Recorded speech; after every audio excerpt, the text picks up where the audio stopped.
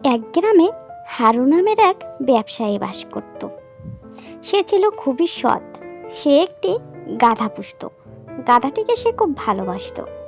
সে তার ব্যবসার জিনিসপত্র ওই গাধাকে দিয়ে বাজারে বয়ে নিয়ে যেত। সারাদিনে শুধু এটুকুই ছিল গাধার কাজ। কিন্তু গাধাটা ছিল কুঁড়ে স্বভাবের। সে মোটে কাজ করতে চাইতো না। সে চাইতো শুধু খাবে আর ঘুমাবে। বাবা রে বাবা, কি কষ্ট বোঝাগুলো বাজারে বয়ে নিয়ে যেতে। না, আমি যদি এরকম শুয়ে বসে বসে এই দিনগুলো কাটিয়ে দিতে পারতাম তবে বেশ একটা কাজ হতো। ব্যবসায়ী গাধাটির খুবই যত্ন করত, আর যতটুকু কাজ না করালেই নয়, ঠিক ততটুকু কাজে গাধাকে দিয়ে করাতো। গাধার সারাদিনের মধ্যে শুধু বোঝাটুকু বয়ে বাজারে নিয়ে যাওয়া, এটাই কাজ। তবে ব্যবসায়ী সেজন্য গাধার যত্ন খাতিরও কম করতো না। কিন্তু গাধার পেটে পেটে তো অন্য বুদ্ধি চলতো। ব্যবসায়ী আগে বাজারে চাল ডালের ব্যবসা করত, আর চাল ডালের বস্তায় গাধাকে দিয়ে টানাতো। তবে এবার একজন ব্যবসায়ীকে বুদ্ধি দিল। আরে হারু ভাই যে, তা বলছি চাল ডালের ব্যবসা এ সিজনটায় বাদ দাও না। লবণের তো খুব চাহিদা হয়েছে গো, তুমি বরং লবণ বিক্রি করো, লবণে বেশ লাভবান হতে পারবে।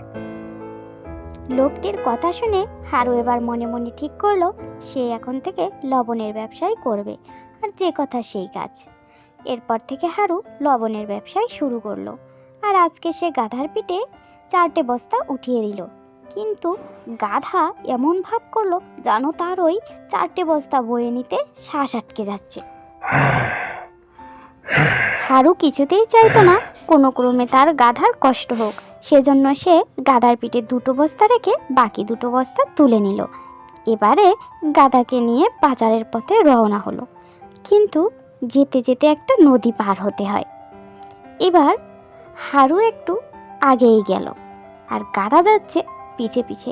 গাধার মনে মনে তো আলসেমি বুদ্ধি, তাই সে খেয়াল করলো না যে তার পায়ের নিচে একখানা পাথর পড়েছে।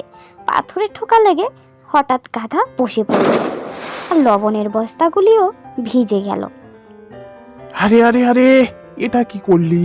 দিলি তো সবগুলো লবণ জলে ভাসিয়ে। এবার কি হবে? যাই হোক, ওঠ ওঠ ওঠ, তুই ওঠ দেখি, তুই আগে ওঠ, লবণ যায় যাকে। তো তোর কিছু হয়নি তো? আরে বাহ, আমার পিঠটা তো বেশ এবার হালকা লাগছে। লবণের বস্তাগুলোর ভার আর মনেই হচ্ছে না। মনে হচ্ছে এই নদীটা আমার কষ্টের কথা বুঝেছে। এইখানে মনে হচ্ছে জাদু আছে। এরপর থেকে আমার এটাকেই কাজে লাগাতে হবে। লবণগুলো নদীর জলে ভিজে গলে গেল, আর সেই জন্য গাধার পিঠটা হালকা মনে হলো। আর বোকা গাধা মনে করলো নদীতে জাদু আছে, সেই জন্যই বুঝি তার পিঠটা এরকমের নদী দয়া করে হালকা করে দিয়েছে। কিন্তু ব্যবসায়ী আজ গাধাকে নিয়ে বাড়ি ফিরে গেল। হ হ হ, আজকে দিনটা তো বেশ ভালোই কাটলো। আহা, প্রতিদিন যদি ওই নদীর ওখান থেকে এরকম করে ফিরে আসা যেত তাহলে বেশ ভালোই হতো। আমার আর এত কষ্ট করা লাগতো না, শুধু খেতাম বসে বসে আর ঘুমোতাম। পরের দিন আবার যখন ব্যবসায়ী গাধার পিঠে লবণ তুলে দিল, গাধা এবার মনে মনে ঠিক করে নিল সে বুদ্ধি করে জলের মধ্যে সেই আগের জায়গায় পড়ে যাবে, আর নদী নদী তার পিঠের ভারগুলি কমিয়ে দেবে।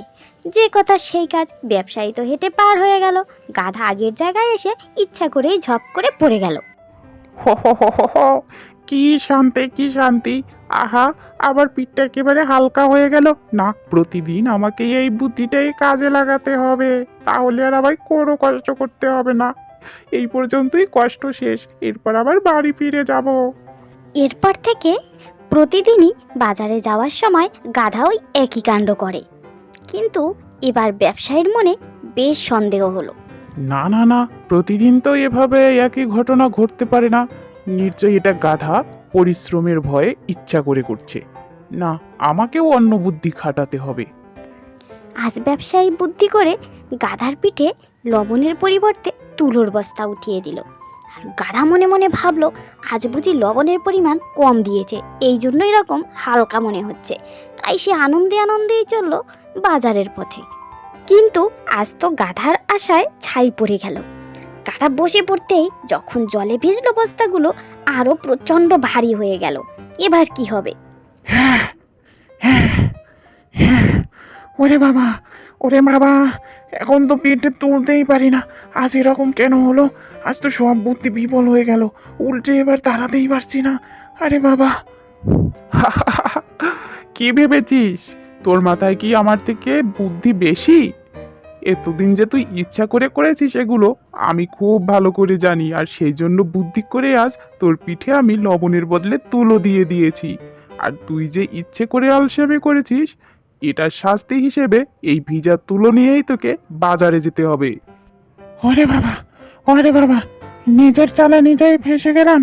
হ্যাঁ, না, এ কাজ আর আমি এ জীবনেও করব না। এবারে ভিজা তুলো নিয়ে আমি কি করে যাব? এ তো খাজনার থেকে বাজনা ভারী হয়ে গেল। যে কথা সেই কাজ। এবার গাধার আলসেমি ঘুষলো। সে এবার ভেজা তুলার বস্তা নিয়েই বাজারে গেল, আর ব্যবসায়ী তাকে সেই বস্তা পিঠে নিয়ে সারা বাজার ঘুরালো, আর তারপর আবার সেই বস্তা পিঠে নিয়েই বাড়িতে ফিরলো।